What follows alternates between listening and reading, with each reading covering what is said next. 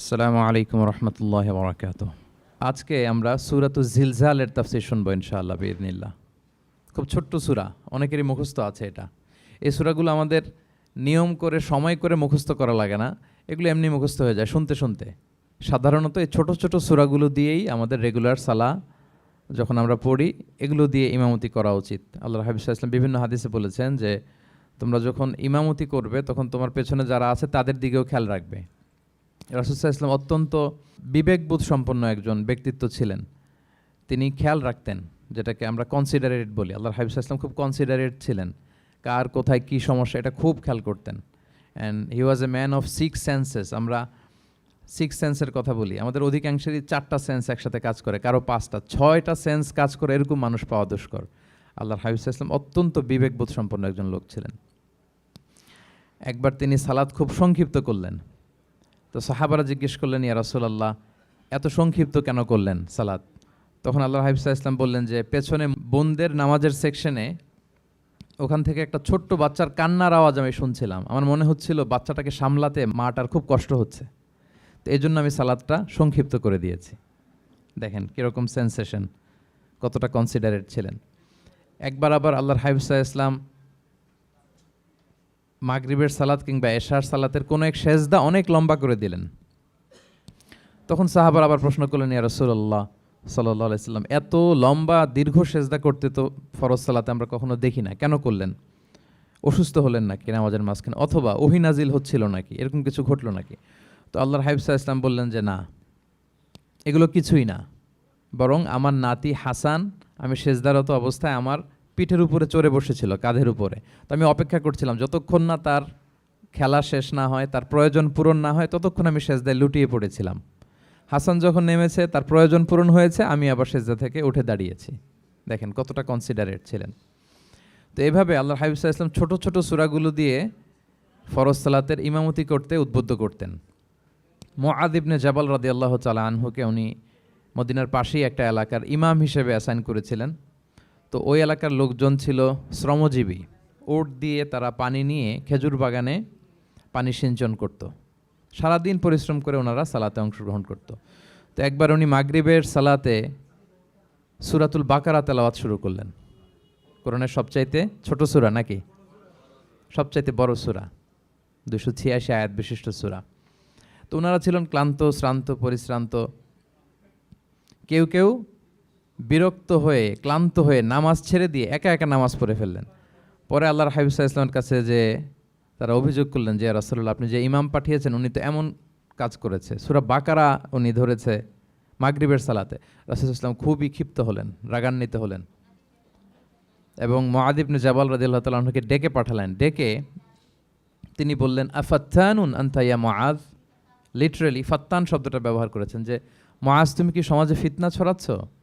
তোমাকে পাঠালাম ইমাম হিসেবে, সেখানে তালিম দিবে, তারবিয়া দিবে, ঐক্য ধরে রাখবে, তুমি কি ফিতনা ছড়াচ্ছ সমাজে? তুমি কি ওয়াদ-দুহা ওয়াল-লাইলি ইযা সাজা এরকম সূরাগুলো পারো না? সাব্বিহ ইসমা রাব্বিকাল আ'লা এগুলো তোমার মুখস্থ নাই? ওয়াশ-শামসি ওয়া-দুহাহা এগুলো তোমার জানা নেই? তুমি এত লম্বা সূরা কেন ধরলে মাগরিবের সালাতে? তো তখন তিনি বললেন, যখন তুমি সালাতে ইমামতি করবে ফরজ সালাতে, তখন ছোট ছোট সূরা পড়বে, কেননা তোমার পেছনে অসুস্থ থাকতে পারে, তারপর বয়স্ক কোনো লোক থাকতে পারে, অথবা মুসাফির মসজিদের পাশ দিয়ে সফর করতেছিল, ভাবলো জামাত চলতেছে, জামাতটা ধরি, ঢুকেই যদি দেখে যে আপনি সূরা বাকারা তেলাওয়াত করতেছেন, তো তার জন্য তো কঠিন হয়ে যাবে কোপ আপ করা, কন্টিনিউ করা। তো এই জন্য ছোটো ছোটো সূরাগুলো আল্লাহর হাবিব সাল্লাল্লাহু আলাইহি ওয়াসাল্লাম পড়তে আমাদেরকে উৎসাহিত করেছেন ফরজ সালাতের, যখন আমরা ইমামতি করব। তো এইরকম একটি সূরা হচ্ছে সূরাতুজ জিলজাল, যেটা আমাদের প্রায় সকলেরই মুখস্থ। তো আমরা আসুন প্রথমে আমরা সরল বঙ্গানুবাদ শুনি এই সূরাটার, তারপর এই সূরা থেকে কিছু রিফ্লেকশন আমরা শেয়ার করার চেষ্টা করব ইনশাআল্লাহ বিইذনিল্লাহ। আমি শুরুতে সূরাটার সরল বঙ্গানুবাদ আপনাদের সাথে শেয়ার করছি। আউযু বিল্লাহি মিনাশ শাইতানির রাজিম। বিতাড়িত শয়তান থেকে মহান আল্লাহ তাআলার কাছে পানাহ চাচ্ছি। বিসমিল্লাহির রহমানির রহিম। পরম করুণাময় অসীম দয়ালু আল্লাহ তাআলার নামে শুরু করছি। ইযা জুলজিলাতিল আরদু জিলজালাহা, যখন পৃথিবীকে ভয়ঙ্করভাবে প্রকম্পিত করা হবে। ওয়া আখরাজাতিল আরদু আথকালাহা, আর পৃথিবী তার ভেতরে থাকা সব ভারী বস্তুগুলোকে উদ্গীরণ করে দিবে, বের করে দিবে। ওয়াকাল আল ইনসানু মা লাহা, আর মানুষ বলবে এই পৃথিবীর কি হলো। ইয়াউমা ইদিন তুহাদ্দিসু আখবারাহা, সেদিন পৃথিবী তার সব খবর বলে দিবে। বিআন্না রাব্বাকা আওহা লাহা, কারণ তার রবই তাকে এমনটি করতে আদেশ করেছেন বা প্রত্যাদেশ দিয়েছেন। ইয়াউমা ইদিন ইয়াসদুরুন নাসু আশতাতান লিয়ারাউ আ'মালাহুম, সেদিন মানুষগুলো দলে দলে বের হবে যাতে করে তাদের আমলনামা তাদের কাছে পেশ করা যায়। ফামান ইয়া'মাল মিসকালা যাররাতিন খায়রান ইয়ারাহ, যে ব্যক্তি অনুপরিমাণ ভালো কাজ করেছে সেটা সে দেখতে পাবে। ওমান ইয়া'মাল মিসকালা যাররাতিন শাররান ইয়ারাহ, আর যে ব্যক্তি অনুপরিমাণ মন্দ কাজ করেছে, কোনো খারাপ কাজ করেছে, সেটাও সেদিন দেখতে পাবে। সাদাকাল্লাহুল আযীম। এই হচ্ছে সূরাতুজ জিলজালের সংক্ষিপ্ত বঙ্গানুবাদ। এবার আসুন এই সূরা থেকে কিছু রিফ্লেকশন, কিছু তাফসির আমরা শেয়ার করি। প্রিয় ভাইয়েরা, এই সূরাটা নাজিলের একটা প্রেক্ষাপট আছে। সাহাবাদের মধ্যে একটা ধারণা জন্মেছিল যে আমরা যদি খুব ছোট ছোট ভালো কাজ করি এইটা বোধহয় সওয়াব হবে না, বা মিজানের পাল্লা এটা তেমন একটা রেকগনাইজ করা হবে না। অথবা অনেক সাহাবাদের মধ্যে এরকম ধারণা ছিল যে আমরা খুব সামান্য সামান্য ছোট খারাপ কাজ করলে এটার হয়তো ওইরকম পাপ হবে না বা শাস্তি হবে না। তো ওনাদের মনে যখন এরকম একটা ধারণা তৈরি হলো, তখন আল্লাহ তাআলা এই সূরাটা নাজিল করেছেন। বিশেষ করে এই সূরার শেষের 2 আয়াত, যেখানে আল্লাহ তাআলা বলছেন ফামান ইয়া'মাল মিসকালা যাররাতিন খায়রান ইয়ারা, যে না, তোমরা ছোট্ট ভালো করলে সেটাও দেখতে পাবা সেদিন তোমাদের আমলনামাতে। ওমান ইয়া'মাল মিসকালা যাররাতিন শাররান ইয়ারা, এবং ছোট্ট খারাপ কাজ করলে সেটাও তোমরা তোমাদের আমলনামায় দেখতে পাবে। তো সাহাবাদের এই চিন্তা, এই ধারণাটাকে ভুল প্রমাণ করবার জন্য, তারা যে ভুল ধারণা করছেন এটা বোঝাবার জন্য, জানাবার জন্যই আল্লাহ তাআলা বেসিকলি সূরাতুজ জিলজাল তিনি নাজিল করেন। এই সূরাটি কোরআনের ধারাক্রম অনুসারে 99তম সূরা। কোরআনের যে ধারাক্রম, সূরা ফাতিহা দিয়ে শুরু, তারপরে বাকারা, তারপর আলে ইমরান, সেই ধারাবাহিকতায় এটা কত নম্বর সূরা? 99 নম্বর সূরা। এবং সূরাটি মাদানী সূরা। কি সূরা? আমরা জানি কোরআনের সূরাগুলো 2 ভাগে বিভক্ত, কোনোটা মক্কায়, কোনোটা মদিনায় নাজিল হয়েছে। যেটা মক্কায় নাজিল হয়েছে সেটা মাক্কি, যেটা মদিনায় নাজিল হয়েছে সেটা মাদানী। তো জিলজাল হচ্ছে মাদানী সূরা। এই সূরার আয়াত সংখ্যা হচ্ছে 8। আয়াত সংখ্যা কত? 8। আল্লাহর হাবিব সাল্লাল্লাহু আলাইহি ওয়াসাল্লাম এই সূরাটাকে একটা কম্প্রিহেন্সিভ সূরা বলেছেন। জামে মানে সূরা, খুবই কম্প্রিহেন্সিভ। কম্প্রিহেন্সিভ মানে হচ্ছে ভেরি প্রিসাইজ ইন ওয়ার্ডিং, শব্দ কম, কথা কম, কিন্তু এটার আবেদন, এটার এক্সপ্লেনেশন অনেক বেশি, এরকম একটি সূরা। ছোট্ট অল্প কয়েকটি আয়াত দিয়ে সূরাটা আল্লাহ তাআলা নাজিল করেছেন, কিন্তু এটার আবেদন অনেক বেশি। এক বয়স্ক সাহাবী এসে আল্লাহর হাবিব সাল্লাল্লাহু আলাইহি ওয়াসাল্লামকে বলল, ইয়া রাসূলুল্লাহ, আপনি আমাকে কোরআনের একটা সূরা শিক্ষা দেন, কোন সূরা পড়ব? তো আল্লাহর হাবিব সাল্লাল্লাহু আলাইহি ওয়াসাল্লাম বললেন, যাওয়াতুর র, মানে আলিফ লাম র দিয়ে যে সূরাগুলো আছে এগুলো পড়ো। তো এই সাহাবী বলল, ইয়া রাসূলুল্লাহ, আমার বয়স বেশি, আমার জিহ্বা ভারী হয়ে গেছে, আমি এত বড় সূরা পারবো না, অন্য কিছু বলেন। তো আল্লাহর হাবিব সাল্লাল্লাহু আলাইহি ওয়াসাল্লাম বললেন, তাহলে যাওয়াতু হামিম, হামিম দিয়ে যে সূরাগুলো শুরু হয়েছে কোরআনে সেগুলো পড়ো। বলতেছে, ইয়া রাসূলুল্লাহ, এটাও পারবো না, আরও সহজ করে দেন। তো তখন আল্লাহর হাবিব সাল্লাল্লাহু আলাইহি ওয়াসাল্লাম বললেন, তাহলে আল মুসাব্বিহাত, মানে সাব্বাহা ইউসাব্বিহু দিয়ে যেই সূরাগুলো শুরু হয়েছে তুমি এগুলো পড়ো। ওই সাহাবী বলে, এটাও কঠিন হয়ে যায় আমার জন্য। তখন আল্লাহর হাবিব সাল্লাল্লাহু আলাইহি ওয়াসাল্লাম বললেন যে, তাহলে কি চাও? বলতেছে, আমাকে একটা জামে মানে সূরা শিক্ষা দেন, মানে এমন একটা কম্প্রিহেন্সিভ সূরা শিক্ষা দেন যে এটা শিখলে আমার হেদায়েতের জন্য যথেষ্ট হয়ে যাবে। তখন আল্লাহর হাবিব সাল্লাল্লাহু আলাইহি ওয়াসাল্লাম বললেন, তাহলে তুমি পড়ো ইযা যুলজিলাতিল আরদু জিলজালাহা ওয়া আখরাজাতিল আরদু আথকালাহা ওয়া ক্বালাল ইনসানু মা লাহা। তুমি সূরাতুল জিলজাল তেলাওয়াত করো। তখন থেকেই সাহাবী এই সূরাতুল জিলজাল তেলাওয়াত আরম্ভ করলেন। উনি বললেন যে আমি আর বেশি কিছু পড়ব, শুধু এটাই পড়ব। সাহাবাদের মধ্যে অনেকের এরকম খুব সহজ সরল মানসিকতা ছিল। তো উনি বললেন যে এটাই পড়ব। তো রাসূল সাল্লাল্লাহু আলাইহি ওয়াসাল্লাম বললেন যে কোনো সফল ব্যক্তিকে যদি কেউ দেখতে চায় তাহলে এর দিকে তাকাও, দেখো কত সহজ সরল, কত চমৎকারভাবে সে এই বার্তাটা গ্রহণ করেছে যে আমি জীবনে শুধু এটাই পড়ব। তো সূরাতুল জিলজাল হচ্ছে একটা কম্প্রিহেন্সিভ সূরা, সূরাতুন জামিআ। এটা হচ্ছে সূরার একটা ফজিলত, এটা আমরা জানলাম। আবার আল্লাহর হাবিব সাল্লাল্লাহু আলাইহি ওয়াসাল্লাম এই সূরাকে কোরআনের অর্ধেক বলেছেন। আল্লাহর হাবিব সাল্লাল্লাহু আলাইহি ওয়াসাল্লাম ইরশাদ করেছেন, ইযা যুলজিলাতিল আরদু তা'দিলু নিসফাল কোরআন। সূরাতুল জিলজাল এটা কোরআনের অর্ধেক, কোরআনের অর্ধেক। আপনারা এরকম শুনেছেন যে সূরা ফাতিহাকে বলা হয় কোরআনের অর্ধেক, তারপর সূরাতুল ইখলাসকে বলা হয় সুলুসুল কোরআন, কোরআনের 1/3। তো এটার অর্ধেক বলার কারণ হচ্ছে কোরআনে অর্ধেক বলা হয়েছে দুনিয়ার কথা, অর্ধেক বলা হয়েছে আখিরাতের কথা, পরজগতের কথা, লাইফ আফটার ডেথের কথা। তো যেহেতু এই সূরাটা আখিরাতকে কাভার করে, তাই সেজন্য কেমন যেন এই সূরাটা পুরো কোরআনের অর্ধেক। আল্লাহ তাআলা আমাদেরকে, আমরা যখন আল্লাহর কাছে কল্যাণ কামনা করি, আল্লাহ বলেছেন এইভাবে বলো, রব্বানা আতিনা ফিদ দুনিয়া হাসানা ওয়া ফিল আখিরাতি হাসানা ওয়া কিনা আযাবান্নার। হে আল্লাহ, আপনি দুনিয়ার কল্যাণ আমাদেরকে দান করেন, পরজগতের কল্যাণ দান করেন, আমাদেরকে আগুনের শাস্তি থেকে রক্ষা করেন। তাহলে দুনিয়া আখিরাত দুইটার কম্বিনেশনে। সো সূরা জিলজাল যেহেতু আখিরাতকে কাভার করে, তাহলে এটা কোরআনের অর্ধেক। এটা কি কোরআনের অর্ধেক? তা'দিলু নিসফাল কোরআন। সূরাতুজ জিলজাল তা'দিলু নিসফাল কোরআন, এটা কোরআনের অর্ধেক। তাহলে দুইটা আমরা ফজিলত বা ভার্চু জানতে পারলাম এই সূরার। এক নম্বর হচ্ছে এটা একটা কম্প্রিহেন্সিভ সূরা, কম্প্রিহেন্সিভ সূরা। দুই নম্বরে জানতে পারলাম এটা কোরআনের অর্ধেক, নিসফুল কোরআন। আচ্ছা, এবার আমরা সূরার তাফসিরে চলে যাই। আল্লাহ তাআলা ইরশাদ করছেন, ইযা যুলজিলাতিল আরদু জিলজালাহা, যখন এই পৃথিবীটাকে প্রকম্পিত করা হবে। প্রিয় ভাইরা, বেসিকলি এই 8 আয়াত বিশিষ্ট সূরাটার মধ্যে আমরা দুইটা ভাগ করতে পারি। প্রথম 5 আয়াতে আল্লাহ তাআলা কিয়ামতের বিভীষিকাময় পরিস্থিতির একটা চিত্রায়ন এখানে এনেছেন, পিকচারাইজ করেছেন যে কিয়ামতের যে সময়টা হবে এটা কেমন হবে, এটা আল্লাহ তাআলা চিত্রায়িত করেছেন।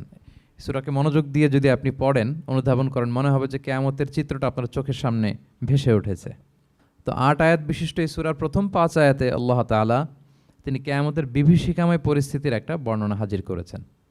এরপর শেষের 3 আয়াতে কেমন করে আমাদের আমলনামা পেশ করা হবে, আমরা যা করি ভালো কিংবা মন্দ, এটাকে লিখে রাখা হয়, এটাকে রেকর্ড করে রাখা হয়। ওই আমলনামাটা আবার একদিন আমাদের হাতে পেশ করা হবে। ওই সময়টা কেমন হবে, ওই দৃশ্যটা কেমন হবে, এটা আল্লাহ তাআলা বলেছেন। রিপিট, আমি আবারও বলি, সূরার আয়াত সংখ্যা কত? 8।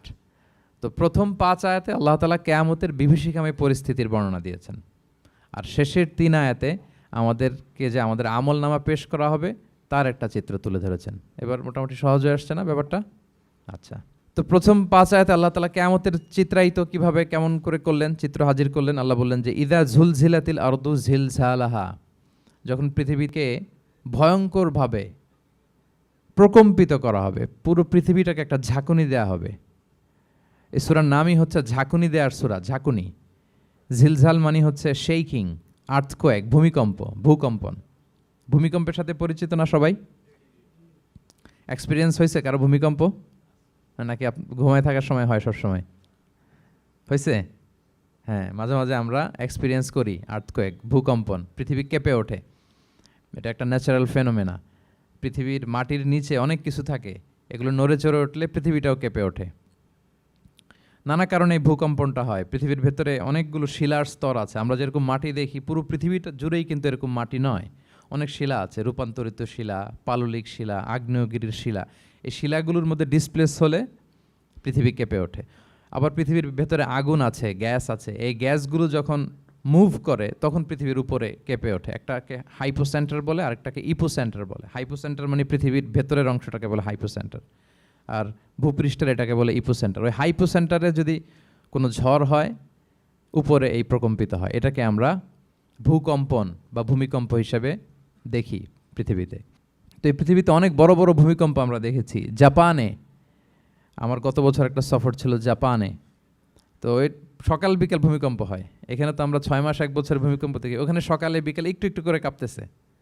এর কারণ হচ্ছে ওইটা এমন একটা এলাকায় পড়েছে, প্যাসিফিক ফায়ার রিংস বলে, একটা প্লেটের উপর, 7টা ট্যাকটনিক প্লেটের উপর আল্লাহ তাআলা পৃথিবীকে সেট করেছেন। ওই ট্যাকটনিক প্লেটগুলো যদি একটার সাথে একটা ঘর্ষণ হয়, অনেক এনার্জি রিডিউস করে, ওইখান থেকে পৃথিবীর উপরে এরকম ভাইব্রেশন শুরু হয়, এই প্রকম্পনটা শুরু হয়।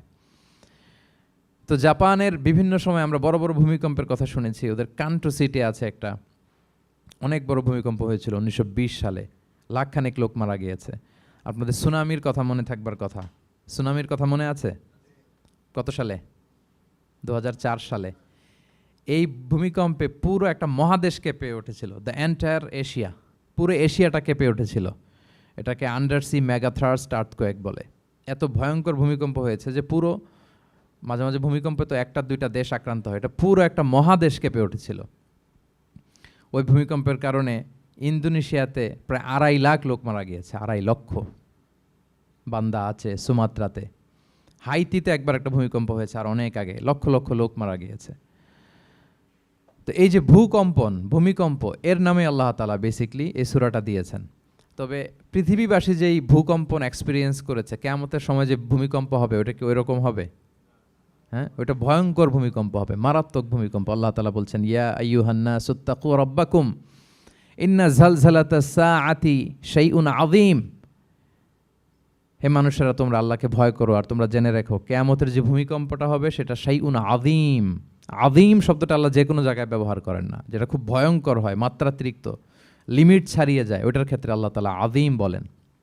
আল্লাহর হাবিব সাল্লাল্লাহু আলাইহি ইসলামের আচরণ, ওনার ক্যারেক্টারিস্টিক্স বলতে যে আল্লাহ এই শব্দ ব্যবহার করেছেন, ওয়া ইন্নাকা লাআলা খুলুকিন আযীম।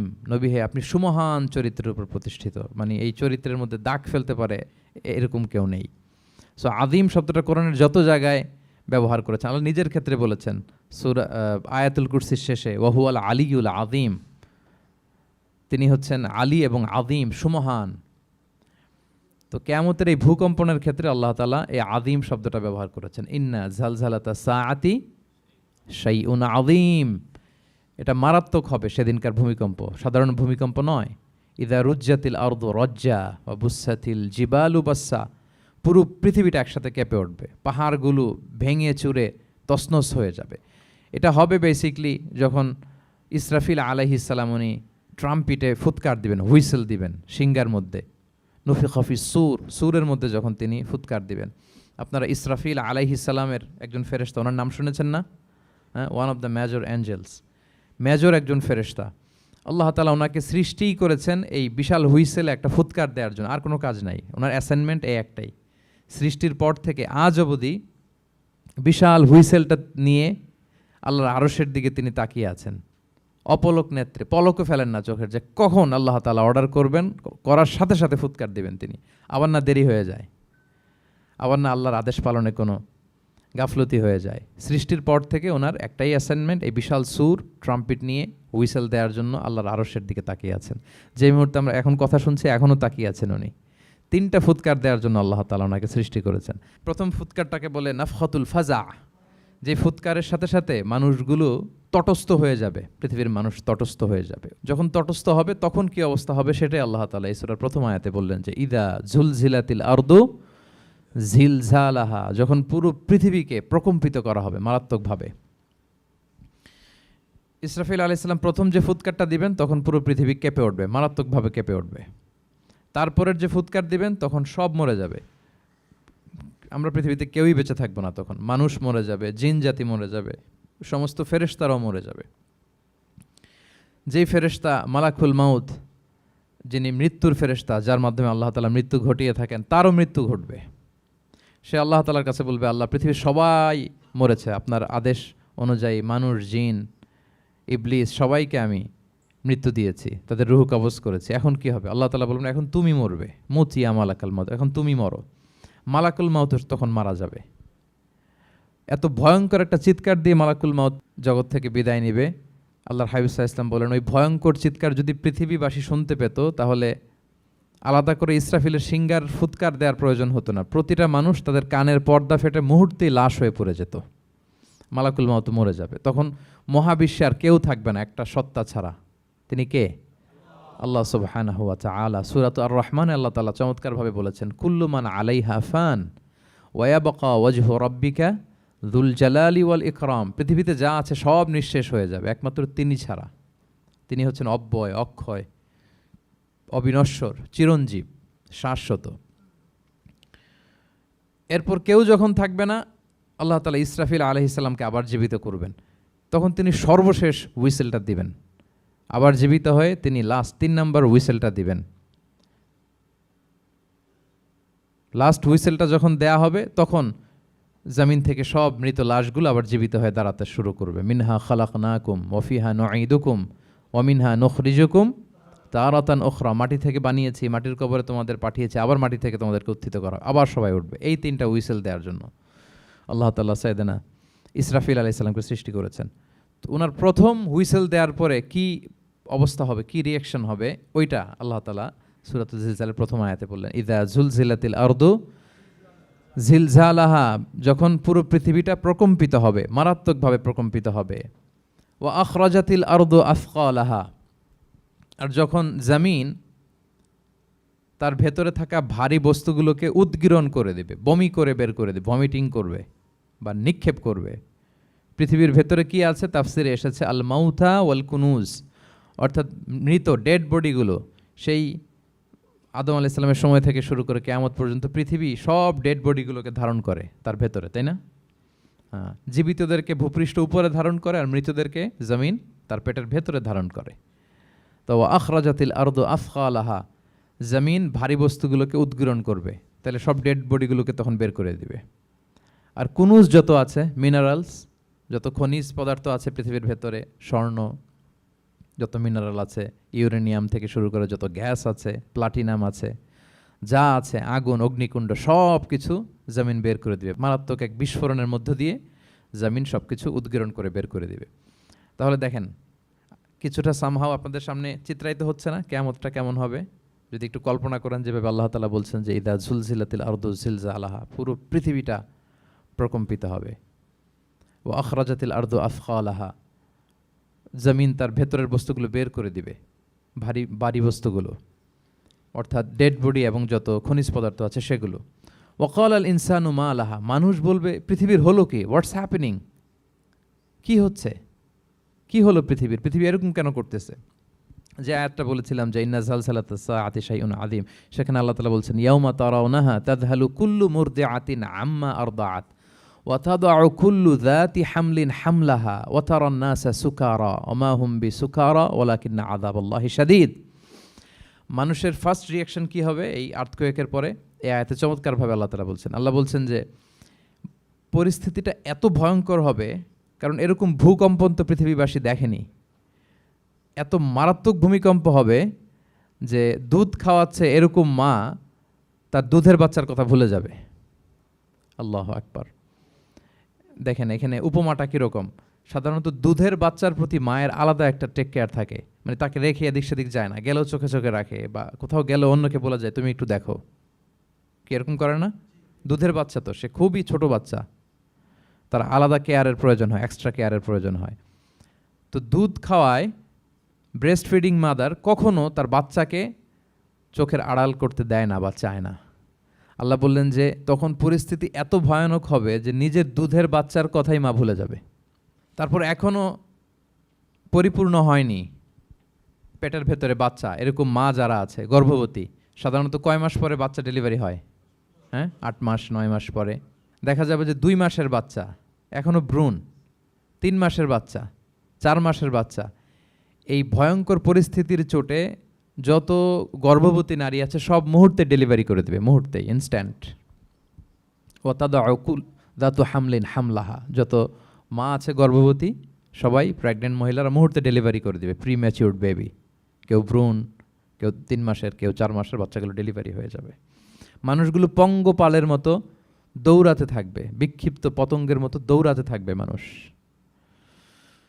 আর বলবে ওয়াকাল আল ইনসানু মা লাহা, মানুষ তখন, মানুষের ফার্স্ট রিয়াকশন হবে যে মা লাহা, কি হলো, হোয়াটস হ্যাপেনিং, কি হচ্ছে, কিছুই বুঝতে পারতেছি না, মা লাহা, পৃথিবীর কি হলো।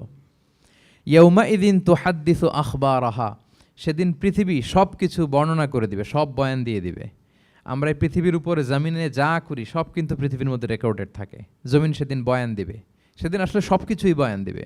জমিন বয়ান দিবে, হাত পা সাক্ষী দিবে, যেখানে মানুষ যে সমস্ত জিনিসের মাধ্যমে, যেই টুলসগুলোর মাধ্যমে পাপ করেছে, অন্যায় করেছে, সব কিছু সেদিন সাক্ষী দিবে। আর সব সাক্ষীর বড় সাক্ষী হবে সেদিন এই জমিন। জমিন হবে সেদিন রাত সাক্ষী। জমিন হবে কি সাক্ষী? রাত সাক্ষী। ইয়াউমা ইদিন তুহাদ্দিসু আখবারাহা, আল্লাহ জমিনকে বলবে এবার তুমি পাপের বয়ান দাও। রাত সাক্ষী হয়ে তুমি বয়ান দাও, কি কি ঘটেছে তোমার উপরে। কারণ আমরা যত পাপই করি না কেন, যত কাজই করি না কেন, সব জমিনের উপরই করি, তাই না?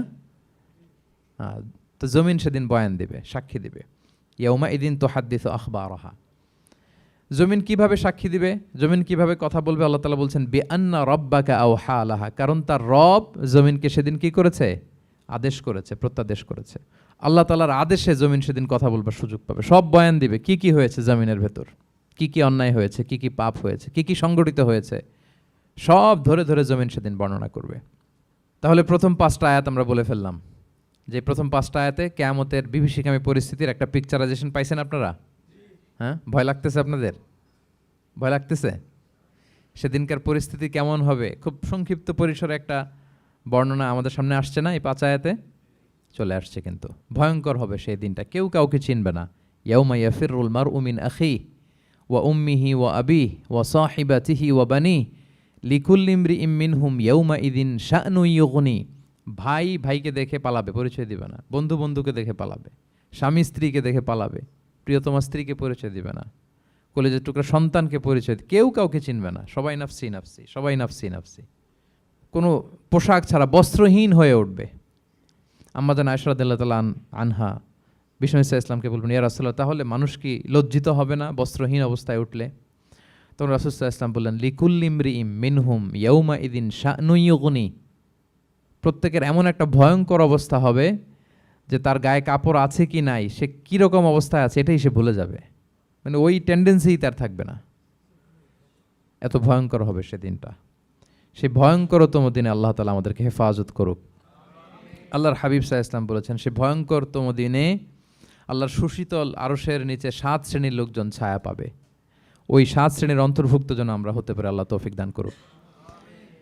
সম্মানিত ভাইয়েরা, তাহলে সূরা জিলজালের 8 আয়াত বিশিষ্ট সূরার প্রথম 5 আয়াত আমরা কভার করলাম। আমরা বলেছি যে প্রথম 5 আয়াতে আল্লাহ তাআলা কিয়ামতের বিভীষিকাময় পরিস্থিতির বর্ণনা দিয়েছেন, সেটা গেল। পরের 3 আয়াতে কি নিয়ে আলোচনা করা হয়েছে বলেন তো দেখি, মনে আছে কিনা? হ্যাঁ, আমল কিভাবে পেশ করা হবে, আমল নামা, সেটা নিয়ে আল্লাহ তাআলা বলেছেন। আল্লাহ তাআলা শুরু করছেন, আল্লাহ বলছেন যে ইয়াউমা ইযি ইয়াসদুরুন নাসু আশতাতা। সেদিন মানুষগুলো দলে দলে বের হবে, দলে দলে এসে বের হবে। কেন? লিউরাউ আমালাহুম, যাতে করে তাদের আমল নামা তাদেরকে দেখানো যায়। তার মানে কি করেছি সেদিন আমল নামা আমরা দেখব। ইয়াউমা ইযি ইয়াসদুরুন নাসু আশতাতাল লিউরাউ আমালাহুম, যাতে করে তাদের আমল নামা তাদেরকে দেখানো যায়। তার মানে সেদিন আমরা আমাদের আমল নামা দেখব, কি করেছি না করেছি সব সেদিন সে আমল নামায় থাকবে। তো আমল নামাটা 2 ভাবে দেয়া হবে। হাদিসে এসেছে, কোরআনের আয়াতও এসেছে। নেককার লোকদের আমল নামা ডান হাতে দেয়া হবে, সামনের দিক থেকে। আর পাপাচারী, সীমালঙ্ঘনকারী, জালিমদের আমল নামা পেছন থেকে বাঁ হাতে দেয়া হবে, পেছন থেকে এনে বাঁ হাতে। আর নেককারদের সামনে থেকে ডান হাতে। আল্লাহ তাআলা যেন আমাদেরকে ডান হাতে আমল নামা দান করেন। এই কথাটা আল্লাহ চমৎকার ভাবে বলছেন, ফাআম্মা মান উতিয়া কিতাবাহু বিয়ামিনিহি ফাসাউফা ইউহাসাবু হিসাবান ইয়াসিরা। সেদিন আল্লাহ তাআলা যাকে ডান হাতে আমলনামা দিবে তার হিসাবটা সহজ হবে। আল্লাহর হাবিব সাল্লাল্লাহু আলাইহি ওয়াসাল্লাম সব সময় এই দোয়াটা করতেন, আল্লাহুম্মা হাসিবিনা হিসাবান ইয়াসিরা। হে আল্লাহ, আপনি আমার হিসাবটাকে সহজ করেন। হে আল্লাহ, আপনি আমার হিসাবটাকে সহজ করেন। এই দোয়াটা আপনারাও পড়বেন, আল্লাহুম্মা হাসিবিনা হিসাবান ইয়াসিরা। দেখেন, আল্লাহর হাবিব সাল্লাল্লাহু আলাইহি ওয়াসাল্লামের ব্যাপারে বলা হয়েছে গফিরা লাহু মা তাকাদ্দামা মিন যামবিহি ওয়া মা তাআখার। আল্লাহর হাবিব সাল্লাল্লাহু আলাইহি ওয়াসাল্লামের আগের পরের সব গুনাহ মাফ। আদতে তো গুনাহই নাই, নিষ্পাপ ছিলেন তিনি, মাসুম। নবীরা হচ্ছেন মাসুম। তারপরেও আল্লাহর হাবিব সাল্লাল্লাহু আলাইহি ওয়াসাল্লাম এই দোয়াটা করতেন, আল্লাহুম্মা হাসিবিনা হিসাবান ইয়াসিরা। এরপরও তিনি এই দোয়াটা সবসময় করতেন। তাহাজ্জুদের সালাতে দাঁড়িয়ে থাকতে থাকতে ওনার পা ফুলে যেত। সিজদায় যে কাঁদতে কাঁদতে জামা ভিজিয়ে ফেলতেন, হাত্তা বাল্লা লিহিয়াতাহু, দাড়ি ভিজিয়ে ফেলতেন, হাত্তা বাল্লা হাজারাহু, জামা ভিজিয়ে ফেলতেন, হাত্তা বাল্লাল আরদা, সিজদায় পরে কাঁদতে কাঁদতে জমিন ভিজিয়ে ফেলতেন। তো আম্মাজান আয়েশা রাদিয়াল্লাহু তাআলা আনহা বলতেন, ইয়া রাসূলুল্লাহ, এত কষ্ট কেন করেন? আপনার পা ফুলে যায়, কাঁদতে কাঁদতে আপনি হয়রান হয়ে যান। আল্লাহ তো বলেছেন যে আপনার আগের পরের সব গুনাহ মাফ। আল্লাহর হাবিব সাল্লাল্লাহু আলাইহি ওয়াসাল্লাম বলতেন, আফালা উহিব্বু আন আকুনা আবদান শাকুরা। হে আয়েশা, আমি কি শুকরগুজার বান্দা হতে পছন্দ করব না? আল্লাহ তাআলা আমাকে ক্ষমা করেছেন, আমাকে স্পেশাল স্ট্যাটাস দিয়েছেন। এই যে আল্লাহ তাআলার বিশেষ অনুগ্রহ, এটার শুকরিয়া স্বরূপ আমি কি তার কাছে নিজেকে পেশ করব না? তো দেখেন, আল্লাহর হাবিব সাল্লাল্লাহু আলাইহি ওয়াসাল্লাম যার কোনো গুনাহ নাই, তিনিও দোয়া করতেন, আল্লাহ আমার হিসাবটা সহজ করো। সেদিন যার হিসাব সহজ হবে তার জন্য সব কিছু মিলে যাবে, তার মুক্তি। আর যদি আল্লাহ হিসাব কঠিন করে, হাদিসে এসেছে, আল্লাহ যদি কাউকে জিজ্ঞেস করে, মান নুকিশা উযযিবা। নুকিশা এসেছে নিকাশ থেকে। আমরা বাংলা একটা কথা বলি না, হিসাব নিকাশ। নিকাশ বলেন আপনারা? নিকাশ, হিসাব নিকাশ বলেন। নিকাশটা আরবি শব্দ। মান নুকিশা উযযিবা, যার নিকাশ নেওয়া হবে, হিসাব নিকাশ নেওয়া হবে, উযযিবা, তাকে আল্লাহ শাস্তি দেবে। যদি বলে এটা করলা কেন, ওখানে গেলা কেন, এটাতে জড়িত হইলা কেন, এই কেন কেনর প্রশ্নবাণে যদি আল্লাহ তাআলা আমাদের জর্জরিত করেন, তাহলে অবস্থা খারাপ। আল্লাহ আমাদেরকে হেফাজত করুক। আর যাকে আল্লাহ তাআলা অনুগ্রহ করবেন, অনেক আল্লাহ তাআলা এইভাবে অনুগ্রহ করবেন, আল্লাহ বলবেন তুমি যে এই পাপটা করছিলা মনে আছে? তখন বান্দা বলবে আল্লাহ মনে আছে, আমি স্বীকৃতি দিচ্ছি, অ্যাকনোলেজ করছি আল্লাহ আমি পাপী, আল্লাহ আমি ভুল করে ফেলেছি। আল্লাহ বলবে এটা দুনিয়ার কেউ জানে না, আজকে আমিও জানাবো না কাউকে, যাও তুমি আমার এই ডান হাতের নিচ দিয়ে জান্নাতের ভেতরে ঢুকে যাও। আল্লাহুম্মা জাআলনা মিনহুম, আল্লাহুম্মা জাআলনা মিনহুম, আল্লাহুম্মা জাআলনা মিনহুম ইয়া রাব। আল্লাহ তুমি আমাদেরকে তাদের অন্তর্ভুক্ত করো, আমরা পড়ি আমিন। আল্লাহর হাবিব সাল্লাল্লাহু আলাইহি ওয়াসাল্লাম বলতেন আল্লাহুম্মা হাসিবিনা হিসাবান ইয়াসিরা, আল্লাহ আপনি আমাদের হিসাবকে সহজ করুন। ফাআম্মা মান উতিয়া কিতাবাহু বিয়ামিনিহি, তাহলে হিসাব সহজ হবে কাদের? যাদেরকে আল্লাহ কোন হাতে আমলনামা দিয়েছেন? ডান হাতে। ফাসাউফা ইউহাসাবু হিসাবান ইয়াসিরা, তাদেরকে সহজভাবে হিসাব নেওয়া হবে। ওয়ায়ানকালিবু ইলা আহলিহি মাসরুরা, তারা তাদের পরিবারের সাথে খুব আনন্দ উৎফুল্লতার সাথে মিলিত হবে। আর ওয়া আম্মা মান উতিয়া কিতাবাহু ওয়ারাআ যাহরি, আর যাদেরকে পেছন থেকে আমলনামা দেয়া হবে বা হাতে, ফাসাউফা ইয়াদউ সুবুরা, তারা মৃত্যু কামনা করবে, সেদিন মৃত্যু, ধ্বংস কামনা করবে, তারা নিজেদের ধ্বংস। ওয়ায়াসলা সাঈরা, আর তারাই জাহান্নামে অন্তর্ভুক্ত হবে, জাহান্নামে তারাই প্রবেশ করবে। বলে আয়াযু বিল্লাহ, নাউযু বিল্লাহ, আল্লাহ আমাদেরকে তুমি হেফাজত করো। তাহলে আমলনামার পর্বটা কেমন হবে? আল্লাহ বলছেন ইয়াউমা ইযি ইয়াসদুরুন নাসু আশতাত, দলে দলে মানুষ উঠবে, কবর থেকে আসবে, লিউরাউ আমালাহুম, যাতে করে তাদের আমলনামা তাদেরকে দেখানো হয়। আর আমলনামা কারো আসবে সামনে থেকে ডান হাতে, কারো আসবে, আমরা যেন ডান হাতে পাই নাকি? এই ফরিয়াদ, এই প্রার্থনা আমরা আল্লাহর কাছে করি। এবার আমলনামা পেয়ে গেলাম আমরা সবাই হাতে, এবার আল্লাহ তাআলা আমাদেরকে বলবেন তোমরাই একটু পড়ো তোমাদের আমলনামা। ইকরা ইকরা কিতাবাকা কাফা বিনাফসিকা আল-ইয়াউমা আলাইকা হাসিবা, পড়ো তোমার আমলনামা, হিসেবের জন্য তুমিই যথেষ্ট আজকে। ধরেন আজকে আপনার গণিত পরীক্ষা গেছে, ধরেন অঙ্ক পরীক্ষার পরে যার খুব কনফিডেন্স ভালো, ভালো গণিত জানে, সে আসলে আগে থেকেই জানে যে আমি 100তে 100, তার একটা নিজের হিসেব নিকেশ আছে না নাকি? হ্যাঁ। আর ধরেন যে যার গণিত মিলে নাই, পরীক্ষা ভালো হয় নাই, যে হচ্ছে খুব খারাপ ছাত্র, একেবারে লাড্ডু গুড্ডু মেরে আসছে, ও নিজেও জানে এটার ফল প্রকাশের জন্য এত ওয়েট করা লাগে না, তার একটা হিসাব নিকেশ আগে থেকে জানা আছে যে আমার দিয়ে তো কিছু হবে না, আমার অন্য চিন্তা করতে হবে। ফলাফল রেজাল্ট আসে নাই, কিন্তু সে নিজেও জানে যে সে 00 পাবে। আর যে গণিতে খুব ভালো, হ্যাঁ, সব তার গণিত মিলে গেছে, রেজাল্টের আগে থেকেই সে জানে যে আমার 100 থেকে 100 কেউ এটা থামাতে পারবে না। তো আমরা আসলে কে কি করেছি, আমাদের কি আমলনামা, সেদিন তো আমরা পাবো, কিন্তু তার আগে আমাদের নিজেদেরও একটা বন্দোবস্ত, হিসেব নিকেশ, বোঝাপড়া আছে না নাই বলেন? আমরা জানি আমরা কে কি করেছি আমরা জানি। আল্লাহ নিজেদেরকে তখন দায়িত্ব দিয়ে বলবেন ইকরা কিতাবাকা কাফা বিনাফসিকা আল-ইয়াউমা আলাইকা হাসিবা, পড়ো তোমার আমলনামা, ইকরা পড়ো। এবার তুমি মার্কিং করো, তোমাকে আমি মার্কিং করার আগে তুমি একটু করো দেখি তুমি কি করেছো, তুমি একটু মার্কিং করো। তো আমলনামা পাওয়ার পরে আমাদের যে প্রতিক্রিয়া হবে সেটা আল্লাহ কোরআনে তুলে ধরেছেন। আল্লাহ তাআলা বলছেন যে মানুষ বলবে মালি হাযাল কিতাবি লা ইউগাদিরু সগীরাতান ওয়ালা কাবীরাতান ইল্লা আহসাহা, এটা কেমন আমলনামা, ছোট বড় কোনো কিছু মিসিং হয় না এখানে। আল্লাহু আকবার, কিছু মিস হয় নাই। অনেক কিছু আপনারও মনে নাই, কিন্তু দেখার পরে মনে হবে। ধরেন ঠিক এই মুহূর্তে গত বছর রমাদানের এই দিনে আমরা কোথায় ইফতারি করছিলাম, হুট করে জিজ্ঞেস করলে আমি বলতে পারবো? বলতে পারবেন আপনি? কিন্তু হিসাব কেউ মিলাই দিলে তখন মনে করবে ও তাই তো, আমি তো ওই সময় এটা করছি, ওই সময় তো ওইখানে ছিল। আমলনামা দেখে মানুষের ফার্স্ট রিয়াকশন হবে মালি হাযাল কিতাবি লা ইউগাদিরু সগীরাতান ওয়ালা কাবীরাতান ইল্লা আহসাহা, এটা কেমন আমলনামা, সব মিলে যাচ্ছে, তাই তো, এমনটাই তো করেছি আমি। সগীরাতান ওয়ালা কাবীরা, ছোট বড় তুচ্ছ নগণ্য সব আল্লাহ তাআলা তুলে ধরেছেন সেখানে, সব আমলনামায় তুলে ধরেছেন। মুমিনরা তো আমলনামা পেয়ে মহা খুশি, তাদের চেহারা হবে সেদিন উজ্জ্বল, প্রফুল্ল, প্রস্ফুটিত। উজুহু ইয়াউমা ইযিম মুসফিরা দাহিকাতুম মুস্তাবশিরা, উজ্জ্বল থাকবে তাদের চেহারা। আর আরেক দলের চেহারা, যাদের আমলনামা বা হাতে দেয়া হয়েছে, তারা চিৎকার করবে, তারা নিজেদের ধ্বংস কামনা করবে, মৃত্যু কামনা করবে, তারা বাঁচার জন্য মুমিনদের কাতারে ঢুকে যেতে চাইবে। আল্লাহ তাআলা বলবেন না, আজকে ঢোকার সুযোগ নাই। ওয়ামতাজুল ইয়াউমা আইয়ুহাল মুজরিমুন, পাপীদেরকে আজকে আলাদা করে ফেলো। সীমাহুম ফি উজুহিহিম মিন আসারিস সুজুদ, তাদের চেহারার মধ্যে সিজদার দাগ দেখে ফেরেশতারা জান্নাতীদেরকে আলাদা করবেন, জাহান্নামীদেরকে আলাদা করবেন। এবার যখন বলা হবে আমলনামা পড়ো, তোমাদের কোনো মন্তব্য আছে কিনা, তারা অস্বীকার করবে। শুরুতে বাঁচার জন্য কি করবে? দুনিয়াতে যেরকম হয়, সুপ্রিম কোর্টে দাঁড়িয়ে কাঠগড়ায় দাঁড়িয়ে যেটা করে মানুষ, বাঁচার সর্বশেষ চেষ্টাটা করে, অস্বীকার করে, মিথ্যা বলে, বলে না? তো সেদিনও মানুষ অস্বীকার করবে, তারা বলবে আল্লাহ এটা আমি করি নাই। কি বলবে? করি নাই। তা আল্লাহ তাআলা কি প্রমাণ করে দিতে পারবেন যে তারাই এটা করেছে? হ্যাঁ, এত এত ফ্যাক্টর অথেন্টিকেশন আল্লাহর কাছে থাকবে যে মানুষ অবাক হয়ে যাবে। আমরা যে মোবাইলে 3 ফ্যাক্টর 4 ফ্যাক্টর অথেন্টিকেশন দেই না, হ্যাঁ, আল্লাহর কাছে এরকম অনেকগুলো ফ্যাক্টর অথেন্টিকেশন থাকবে। আল্লাহ তাআলা প্রমাণ করে ছাড়বেন যেটা তুমিই করেছো।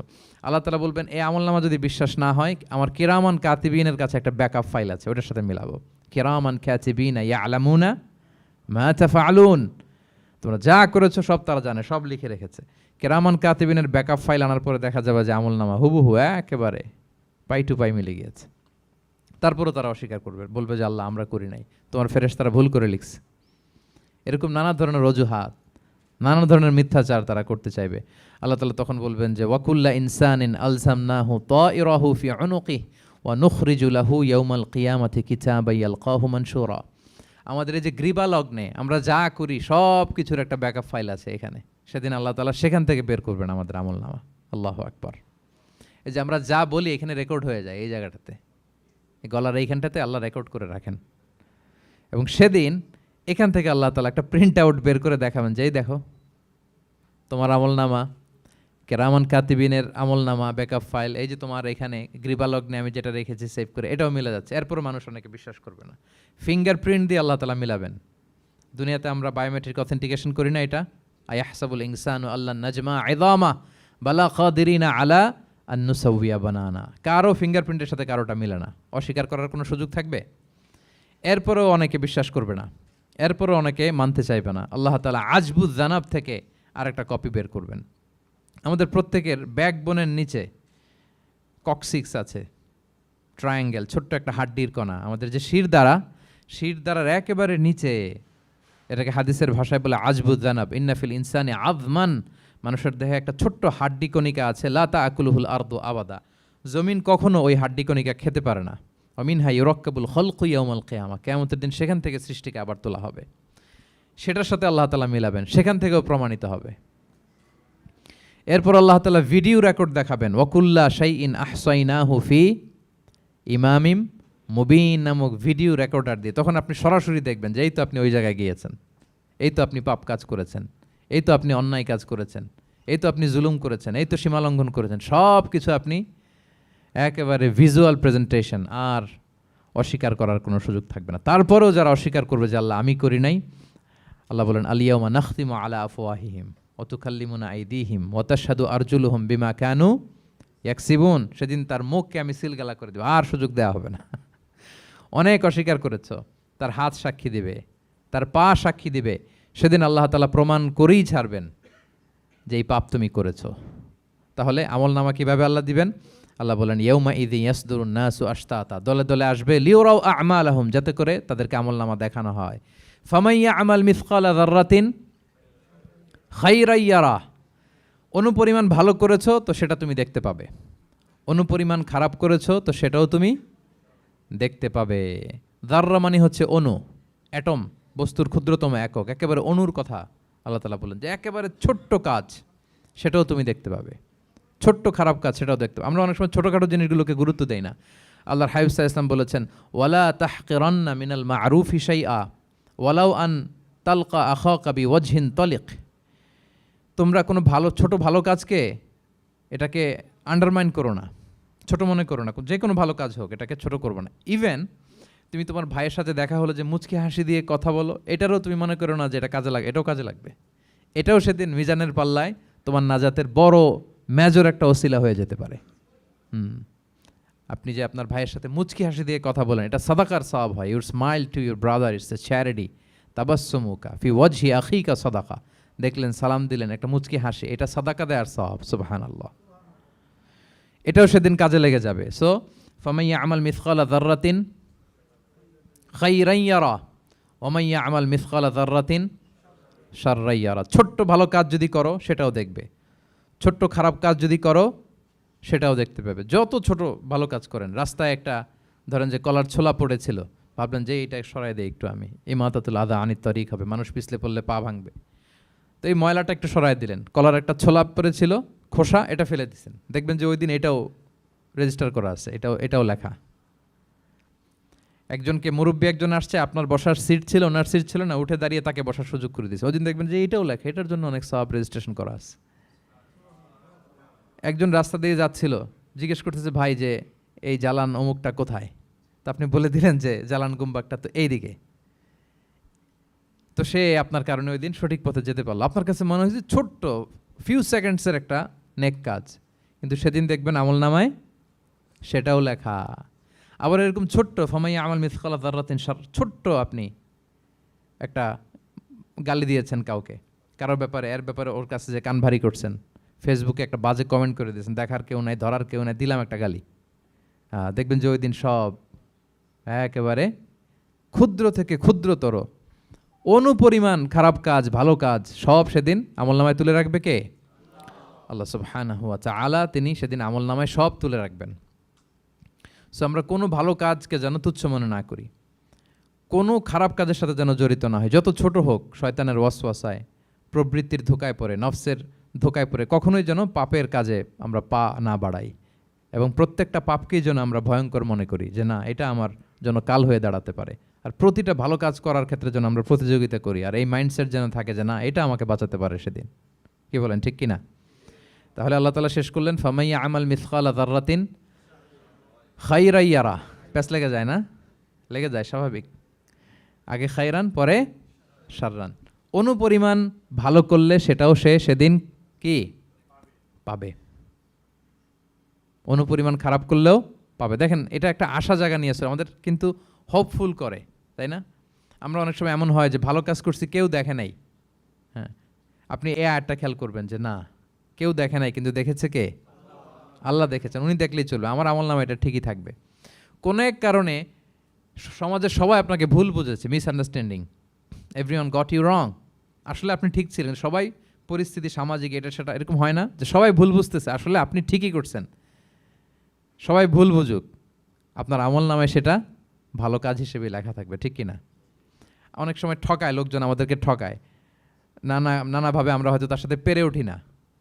মাঝে মাঝে কিছু ভিডিও আমি দেখি, এই আপেল বিক্রি করতেছে, কি অদ্ভুত ব্যবসায়ী, তো দেখাচ্ছে খুব ভালো ভালো আপেল, আপনারা দেখেছেন কিনা জানি না। সে আবার ওই পলিথিনের ভেতরে পচা নষ্ট আপেলগুলোর কয়েকটা প্যাকেট করে রাখে, তো আপনি বেছে বেছে যেই ভালো আপেলে দিবেন সেটাই সে নিয়ে প্যাকেটে দিয়ে দিচ্ছে। মাপটাপ করার পরে আপনি যখন টাকা বের করতেছেন বা অন্যমনস্ক, হুট করে সে ওই পচা আপেলের ওইটা, আপনার একই পলিথিন, একই ওজনের তার একটা হিসাব থাকে, ওইটা ধরায় দিচ্ছে।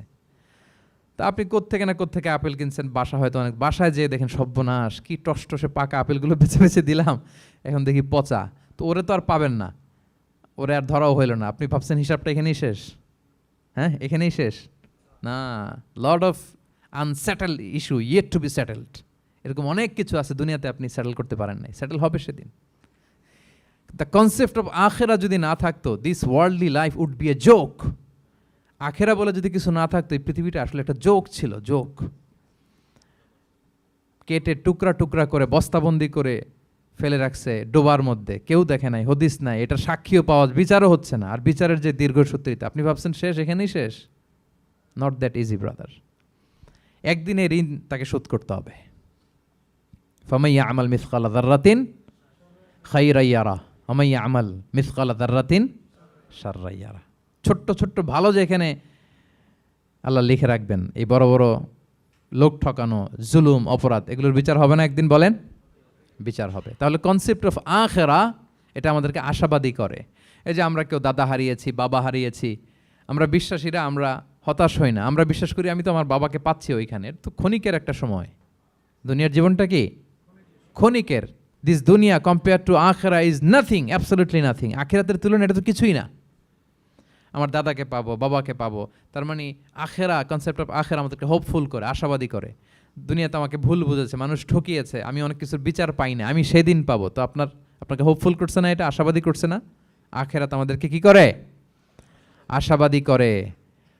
যত জুলুম, অত্যাচার, যেগুলোর বিচার এই দুনিয়াতে হয় নাই, সেদিন সে বিচারটা হবে। ফামাইয়া আমাল মিসকালা যাররাতিন খাইরান ইয়ারা ওমাইয়া আমাল মিসকালা যাররাতিন শাররান ইয়ারা। প্রিয় ভাইরা, তাহলে পেয়েছেন সূরাতুজ জিলজালের আলোকে কিয়ামতের বিভীষিকাময় চিত্র, এবং কেমন করে আমলনামা আমাদের সামনে পেশ করা হবে।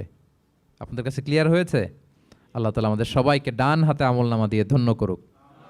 আমরা যত নেক কাজ করেছি, ভালো কাজ করেছি, সবগুলোর বদলা, প্রতিদান, রিওয়ার্ড যেন আমরা সেদিন পাই। আল্লাহ তৌফিক দান করুক। আল্লাহ আমাদেরকে কোনো হিসাব ছাড়া বিনা হিসাবে জান্নাতে হিসেবে কবুল করুক। আল্লাহ তাআলা আমাদের সবাইকে কথাগুলো বোঝা আর আমল করার তৌফিক দান করুক।